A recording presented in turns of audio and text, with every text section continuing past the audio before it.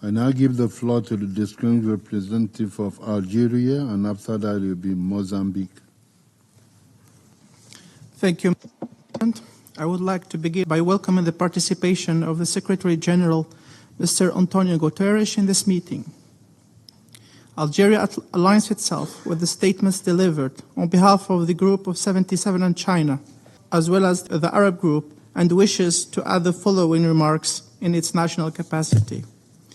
Mr. President, as we mark the 18th anniversary of our organization, my delegation pays tribute to 8 decades of steadfast solidarity, principled action, and shared progress.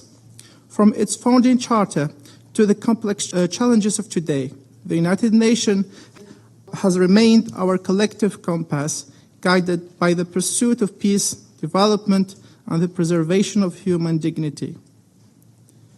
The UN80 initiative, as outlined by the UN Secretary General, should present a unique opportunity to renew our shared commitments and to enhance the organization's effectiveness in order to fully deliver on the mandates entrusted to it by member states in the service of people around the globe.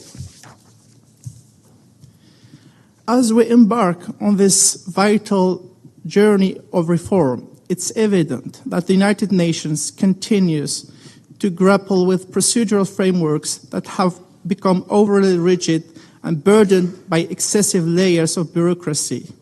However, by conducting this reform, it's essential to make sure that UN80 does not lead to the alteration or reinterpretation of mandates, as this remains the exclusive prerogative of member states.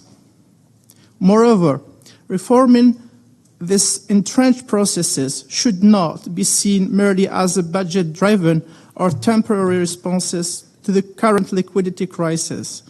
Rather, such reform must pave the way toward a sustainable model of management, one that ensures our organization remains relevant, agile, and capable of fulfilling its profound mandate in a rapidly evolving global landscape. In this regard, we also wish to underscore the importance of regular, transparent, and meaningful engagement with the wider membership at every stage, and of full respect for the established processes in administrative and budgetary matters, namely the central roles of the ACABQ and the Fifth Committee. Mr. President, the UN80 initiative should be carefully conceived and implemented. We encourage the adoption of a strategic approach to mitigate any adverse effect that such reforms may have on the implementation of the Sustainable Development Goals and the Pact for the Future, particularly in Africa.